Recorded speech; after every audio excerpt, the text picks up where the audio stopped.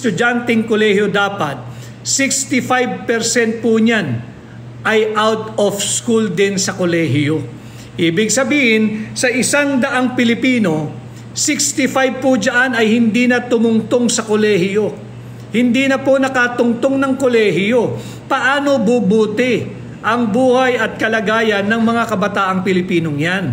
Paano yung pag-asa ng kanilang magulang, nabubuti yung kanilang buhay?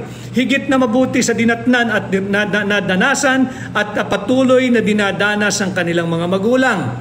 Ano ho ang significance nitong EDCOM to report?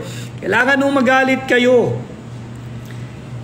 Binawasan ng 31 billion pesos ang education sector. Linipat po nila bilyong-bilyong piso ibinigay sa mga senador, bilyong-bilyong piso ibinigay sa mga kongresista para sa kanilang akap at ayuda. Mahigit 50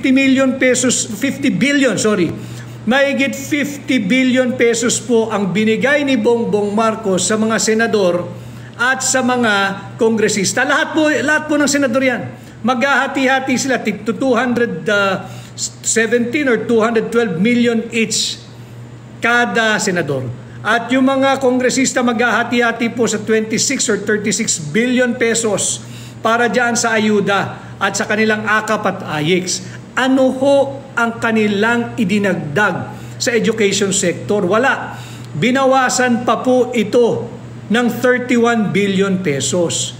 Dito po dapat mag-ingay tayo, kaya nga sana ay umabot ito sa ating mga kagalang-galang na hukom at maestrado sa Korte Suprema at maintindihan po nila yung urgency ng nangyayaring ito. 65% na po ng ating budget for 2025 ay na-release na.